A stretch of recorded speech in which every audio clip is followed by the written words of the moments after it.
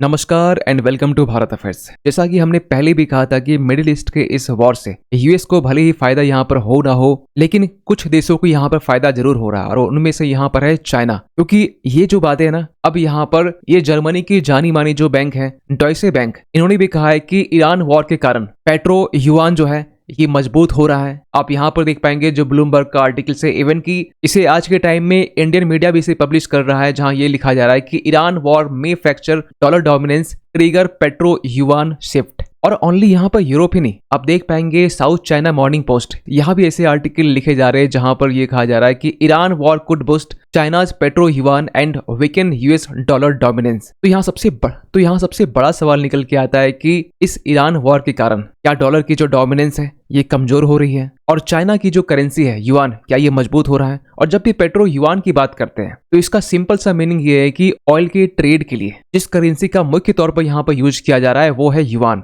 1974 के टाइम से जब से डॉलर डोमिनेंस में था, जहां 99% ऑयल को लेकर जो ट्रेड है ये डॉलर में हुआ करता था, लेकिन 50 साल के बाद में डॉलर के डोमिनेंस यहाँ कम हो रही है और ऐसे टाइम में चाइना का जो युआन है ये मजबूत होता हुआ दिखाई दे रहा है। इसीलिए यहाँ पर ये कहा जा रहा है क्या ये एक जियोपॉलिटिकल सिग्नल है। लेकिन इस बीच में ये भी कहा जा रहा है कि भारत भी अपने पेट्रो रूपी को यहाँ पर प्रमोट कर रहा है। आप यहाँ पर देख पाएंगे India eyes local currency payments for West Asian oil amid price surge, क्योंकि आपको पता होना चाहिए कि ब्रेंट क्रूड ऑयल की जो प्राइस है ये आज के टाइम में $126 पर बैरल ये पहुंच चुके हैं। वैसे पिछले कुछ दिनों से ट्रम्प के स्टेटमेंट के कारण ये जो नंबर्स है ये कभी 98, कभी 100 और कभी 110 तक भी पहुंचे हैं। तो ऐसे कंडीशन में भारत भी वेस्ट एशिया से जो हम लोग 50% कच्चा तेल खरीदते हैं, हम लोग अब लोकल करेंसी में करने वाले हैं। वैसे इसके पहले भी हम लोग यूएई के साथ में लोकल करेंसी में ऑयल को परचेज करते हैं, रशिया के साथ में भी हम लोग करते हैं। और ये जरूरी तब इसलिए भी हो जाता है क्योंकि आज के टाइम में अगर डॉलर की वैल्यू देखें तो $1 जो है ये 94.86 इंडियन रुपए तक ये पहुंच चुका है। आप यहाँ पर देख पाएंगे जो ग्राफ है, इस ईरान वॉर के कारण कच्चे तेल की डिमांड बढ़ी है और कच्चा तेल परचेज करने के लिए चाहिए डॉलर, और ऐसे केस में डॉलर का यूज ज्यादा होता है तो इसकी डिमांड बढ़ती है। जब डिमांड बढ़ती है तो भारतीय रुपया भी यहाँ पर डेप्रिसिएट होता है। इसीलिए यहाँ पर ये जो नंबर है ये अब कहा जा रहा है कि 100 तक भी ये क्रॉस कर सकता है। खैर यहाँ पर क्या हो रहा है, जर्मनी के डॉयचे बैंक ने यहाँ पर क्या कहा है, क्यों यहाँ पर पेट्रो युआन यहाँ पर मजबूत हो रहा है और डॉलर के डोमिनेंस को यहाँ पर कम आका जा रहा है, इन तमाम चीजों को लेकर हम लोग इस वीडियो में डिटेल से बात करने वाले। लेकिन बात करते शुरुआत से, तो रिसेंटली हुआ ये कि जर्मनी के डॉयचे बैंक की तरफ से एक स्पेशल रिपोर्ट यहाँ पर रिलीज की गई जिसका नाम था the perfect storm for the petro dollar, जिसमें डॉयचे बैंक की जो स्ट्रेटेजिस्ट है मलिका सचदेवा, इन्होंने ये कहा कि 2026 का जो ईरान कॉन्फ्लिक्ट है this is not just a regional war, क्योंकि ये जो कॉन्फ्लिक्ट है जो अब 1 मंथ कंप्लीट भी कर चुका है और आगे कुछ पता नहीं कि ये जो वॉर है कब ये थमने वाला है और आगे क्या मोड़ हमें देखने को मिल सकता है। लेकिन यहाँ पर यह कहा जा रहा है कि कुछ स्ट्रक्चरल ब्रेक पॉइंट यहाँ पर देखने को मिल रहा है यूएस लेड फाइनेंशियल ऑर्डर में, जहां पहले तो ये कहा गया कि जो पेट्रो डॉलर सिस्टम है जिसे 1974 के टाइम में सऊदी और यूएस के बीच में एक पैक्ट के जरिए साइन किया गया था जो 50 साल का था, और ये जो 50 साल है ये 1974 में जब साइन किया गया था, 2024 के टाइम में ये जो पैक्ट है ये एंड हो चुका है। और 2024 में ही सऊदी ने यहाँ पर यह कहा था कि हम लोग ऑयल की जो सेल्स है ये हम लोग मल्टी करेंसी में करना चाहते हैं, और यहीं से शुरुआत होती है पेट्रो डॉलर की फॉल की और चाइनीज करेंसी युआन की यहाँ पर एंट्री होती है। फिर इस रिपोर्ट में यह भी बताया गया कि ये जो पेट्रो डॉलर सिस्टम था 1974 का ये अब डिसमेंटल हो चुका है due to US security failure and forced shift toward Chinese currency settlement, क्योंकि मिडिल ईस्ट के काफी ऐसे देश हैं जो अब चाइनीज युआन से यहाँ पर ट्रेड करना पसंद कर रहे हैं। वैसे इसके पहले भी ईरान ने यहाँ पर साफ साफ ये कह दिया कि स्ट्रेट ऑफ हॉर्मुज़ से वही शिप यहाँ से गुजरने वाली है जो हमसे युआन में ट्रेड यहाँ पर करने वाला है। इवन की डॉयचे बैंक ने यहाँ पर पेट्रो युआन के राइज को लेकर यहाँ पर ये बताया कि जो युआन है ये इस कॉन्फ्लिक्ट के टाइम में ये आज के टाइम में ऑपरेशनल रियलिटी बन चुका है। जो एक टाइम में हम लोग कहा करते थे कि युआन जो है ये डॉलर के लिए थ्रेट बन रहा है, लेकिन आज के टाइम में इसे मिडिल ईस्ट के काफी देश इसे ट्रेड को सेटलमेंट करने के लिए यूज कर रहे हैं। और एक आंकड़ा आपसे शेयर करते हैं कि 2026 के Q1 में जनवरी से लेकर मार्च तक की बात करें तो यहाँ पर यह बताया जा रहा है कि नॉन डॉलर ऑयल जो ट्रेड्स हैं ये पहली बार ग्लोबल ट्रेड का 20% यहाँ पर कंट्रीब्यूट किया है। मींस जहाँ एक टाइम में डॉलर का यूज जो है ऑयल को ट्रेड करने के लिए 99% होता था, वहीं इसी साल 3 महीने में ये देखा गया कि युआन का जो यूज है ये अब 20% हो चुका है, जो कि पिछले Q1 में ये 12% था। और इसके पीछे कारण ही बताए जा रहे हैं कि जो सऊदी अरेबिया है ये अब ट्रेड को डाइवर्सिफाई कर रहा है, क्योंकि एक वो टाइम था जब सऊदी अरेबिया यूएस को बड़ी मात्रा में तेल को बेचा करता था, लेकिन आज वो टाइम है जहां पर सऊदी अरेबिया अगर यूएस को 10 बैरल अगर तेल बेच रहा है तो वहीं चाइना को 4 टाइम्स ज्यादा बेच रहा है। मींस 40 बैरल यहाँ पर चाइना को यहाँ पर कच्चा तेल बेचा जा रहा है। इवन कि इस रिपोर्ट में यहाँ पर यह भी बताया जा रहा है कि ऐसे 3 प्री एग्जिस्टिंग कंडीशन है जिसके कारण ये जो वॉर है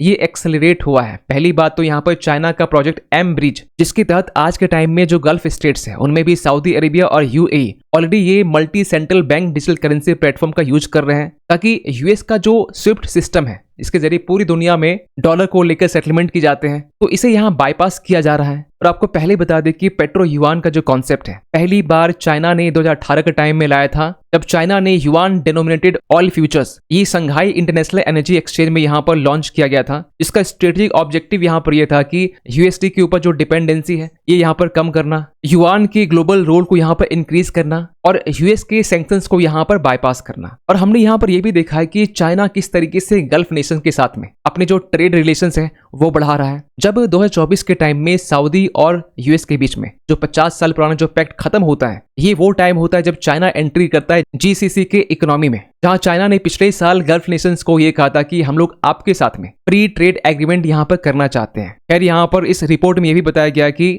मिडिल ईस्ट का ये जो वॉर है एक्सलेट होने के पीछे एक वजह और भी है कि आज के टाइम में 14% ऑफ जो ग्लोबल सप्लाई है ऑयल का, अगर आंकड़ों की बात करें तो 13 million barrels per day Russia से और ईरान से कंबाइन तरीके से यहाँ पर ऑयल को लेकर ट्रेड किया जा रहा है, लेकिन ये नॉन डॉलर में किया जा रहा है। मीन्स यहाँ पर लोकल करेंसी की यूज की जा रही है, यहाँ पर बार्टर सिस्टम का यहाँ पर यूज किया जा रहा है। और सबसे इंपॉर्टेंट यहाँ पर ये कि जो गल्फ इकोनॉमीज है जिनके पास आज के टाइम में मैसिव फॉरेन एसेट्स यहाँ पर सेविंग है, ये भी अब इसे सेल ऑफ कर रहे हैं। अब सवाल ये निकल के आता है कि डॉयचे बैंक को यहाँ पर क्यों लग रहा है कि ये एक स्ट्रक्चरल शिफ्ट है। पहली बात तो ये है कि आज के टाइम में ओनली एशिया से 70% ऑयल का यहाँ पर एक्सपोर्ट होता है। इसके बाद 15% ऑयल एक्सपोर्ट जो डेस्टिनेशन है ये यूरोप में होता है, इसके बाद 10% यूएसए में। तो अगर देखा जाए तो एशियन बायर्स यहाँ पर डोमिनेट कर रहे हैं, और अगर पूरा एशिया चाहे तो ये एक स्वर में यहाँ पर ये कह सकता है कि हम लोग डॉलर में ऑयल को परचेज नहीं करना चाहते, हम लोग अपनी लोकल करेंसी में करना चाहते हैं। क्योंकि एक वो टाइम था जब यूएस समेत जो यूरोपियन कंट्रीज हैं ये ऑयल को ज्यादा इंपोर्ट करते थे, लेकिन आज के टाइम में यूएस खुद ऑयल को यहाँ पर प्रोड्यूस भी कर रहा है, गैस को भी प्रोड्यूस कर रहा है। और सेकेंड रीजन यहाँ पर निकल के आता है सैंक्शंस वेपनाइजेशन। यूएस अक्सर ये करता है कि आपने देखा होगा 2022 की रशिया यूक्रेन वॉर में यूएस की तरफ से 2022 के टाइम में रशिया के ऊपर में काफी सैंक्शंस लगाए गए थे, इवन की स्विफ्ट से ही बाहर निकाल दिया गया था। ईरान के ऊपर में सैंक्शंस लगाए गए हैं 2018 के टाइम से ही, वेनेजुएला के ऊपर में लगाए गए हैं। इवन की रशिया का जो 300 बिलियन जो रिजर्व है इन्हें भी फ्रीज कर लिया गया है यूरोप से और यूएस से, जो साफ साफ इंडिकेशन करता है कि अगर पूरी दुनिया डॉलर में ट्रेड करती है तो यूएस यहाँ पर ऐसे केस में डॉलर को वेपनाइज भी कर सकता है। लेकिन ये क्यों कहा जा रहा है कि ईरान का रोल यहाँ पर पेट्रो युआन शिफ्ट में? देखिए ईरान के ऊपर में भी काफी सैंक्शन लगाए गए हैं, चाहे फाइनेंशियल सैंक्शंस हो, ऑयल के एक्सपोर्ट को लेकर रिस्ट्रिक्शंस हो। वैसे यूएस ने यहाँ पर फिलहाल अभी ऑयल के एक्सपोर्ट को लेकर यहाँ पर वेबर दिया गया है, स्विफ्ट बैंकिंग से भी यहाँ पर ईरान को बाहर निकाल दिया गया है। लेकिन ईरान को यहाँ पर हर कंडीशन में अपने ऑयल को तो बेचना है, तो ईरान यहाँ पर ऑल्टरनेटिव मैकेनिज्म यहाँ पर लेके आता है, जिसमें चाइना आज के टाइम में ईरान का 90% जो तेल है अकेला चाइना खरीद लेता है। तो ईरान ये कहता है कि हम पहली जो प्रेफरेंस है ये युआन पेमेंट में करना चाहते हैं। इसके बाद में बार्टर ट्रेड के जरिए भी ईरान ट्रेड करता है, इवन कि हम लोग भी यहाँ पर ईरान के साथ में बार्टर ट्रेड करते हैं कुछ आइटम्स को लेकर। लोकल करेंसी भी यहाँ यूज की जाती है, क्रिप्टो करेंसी सेटलमेंट भी यहाँ पे की जाती है। तो जहाँ एक तरफ युआन जो है राइज कर रहा है, वहीं दूसरी तरफ भारत की जो करेंसी है इसका भी हम लोग यूज कर रहे हैं लोकल करेंसी पेमेंट्स में। जहाँ आज के टाइम में हम लोग वेस्ट एशिया से 50% जो एनर्जी परचेज करते हैं, जिसके लिए हम लोग जो पेमेंट है डॉलर में ही करते हैं। वैसे रशिया और यूएई दोनों के साथ में हम लोग लोकल करेंसी में भी ट्रेड करते हैं वोस्टूर अकाउंट के जरिए। लेकिन आज से कुछ टाइम पहले ही यहाँ पर भारत की तरफ से पेट्रो रूपी को यहाँ पर क्रिएट कर दिया गया था, और कहा यह जा रहा है कि आज के टाइम में हम लोग जो 85% अपनी एनर्जी रिक्वायरमेंट के लिए इंपोर्ट के ऊपर डिपेंडेंट है, अगर हम लोग यहाँ पर लोकल करेंसी पेमेंट का यूज करते हैं तो 80% जो ऑयल इंपोर्ट है ये हम लोग नॉन डॉलर करेंसीज में यहाँ पर कर पाएंगे। फिर अगेन सवाल ये निकल के आता है कि तो रूपी यहाँ पर क्यों डेप्रिसिएट हो रहा है? इसके पीछे मल्टीपल रीजंस हो सकते हैं। पहला तो ये कि ईरान के इस कॉन्फ्लिक्ट में एनर्जी की डिमांड बढ़ रही है। एनर्जी की जो डिमांड बढ़ रही है, अब क्योंकि जो ऑयल है ये हम लोग डॉलर में ही परचेज करते हैं, तो इससे डॉलर की जो डिमांड है वो बढ़ रही है। डॉलर की डिमांड बढ़ने से हमारी जो करेंसी है ये भी डेप्रिसिएट होती है। और दूसरा रीजन यहाँ पे ये भी निकल के आ रहा है कि जो FPI है, फॉरेन पोर्टफोलियो जो इन्वेस्टर है, और जो FII है, फॉरेन इंस्टीट्यूशनल इन्वेस्टर्स, इनकी तरफ से रिसेंटली इस मार्च के महीने में 1.14 लाख करोड़ का यहाँ पर जो इंडियन इक्विटीज है इन्हें यहाँ पर डंप किया गया है। तो आज के टाइम में जो ₹94.86 तक पहुंच चुका है, इसके पीछे सबसे बड़ा जो रीजन है वो है FPIs। खैर, क्या ये कहना सही है कि जो पेट्रो डॉलर है एक्चुअली यहाँ पर कोलैप्स कर रहा है? देखिए, अगर शॉर्ट टर्म की बात करें तो जो पेट्रो डॉलर है ये जरूर कमजोर हो रहा है, लेकिन अगर आंकड़ों की बात करें तो यूएस ट्रेजरी मार्केट आज भी ये $26 ट्रिलियन का है। यूएस स्टॉक मार्केट ये आज के टाइम में भी ये $50 ट्रिलियन का है। अगर कुछ आंकड़ों की और बात करें तो ग्लोबल रिजर्व जो करेंसी है इसमें भी आज के टाइम में यूएस डॉलर जो है ये 58% के साथ में डोमिनेट कर रहा है। इसके बाद में यूरो 20%, जापानीज येन यहाँ 5% के साथ में है, चाइनीज युआन यहाँ 3% के साथ में है। वहीं अगर ग्लोबल ट्रेड करेंसी की बात करें, मींस इस करेंसी में जो पूरी दुनिया जो है वो ज्यादा ट्रेड करती है, तो वो भी यूएस डॉलर ही है 88% के साथ में। वहीं अगर पेट्रो डॉलर की बात करें तो जो 1974 के टाइम में ये 99% हुआ करता था, ये आज के टाइम में घटकर 88% है। वीक हुआ है, लेकिन आज भी कहा जा रहा है कि जो इन्वेस्टर है ये यूएस के डॉलर के ऊपर में ट्रस्ट करते हैं। फॉर एग्जांपल कि जापान जैसे जो देश हैं। रही बात युआन की, तो युआन को लेकर काफी लिमिटेशंस हैं। इसमें काफी स्ट्रक्चरल इश्यूज भी है, जैसे कि कैपिटल कंट्रोल्स को लेकर जो कैपिटल कन्वर्टिबिलिटी होती है, जो करेंसी कन्वर्टिबिलिटी होती है, ये डॉलर के कंपैरिजन में काफी कम है। मींस लिमिटेड कन्वर्टिबिलिटी हमें देखने को मिलती है, लोअर ट्रांसपेरेंसी है, पॉलिटिकल रिस्क भी है। तो ये कहना यहाँ पर गलत नहीं होगा कि जो युआन है ये राइज जरूर हो रहा है। खैर, आप क्या सोचते हैं पूरे अपडेट को लेकर? कमेंट कीजिएगा। मिलते किसी अगले वीडियो में, तब तक के लिए थैंक यू सो मच।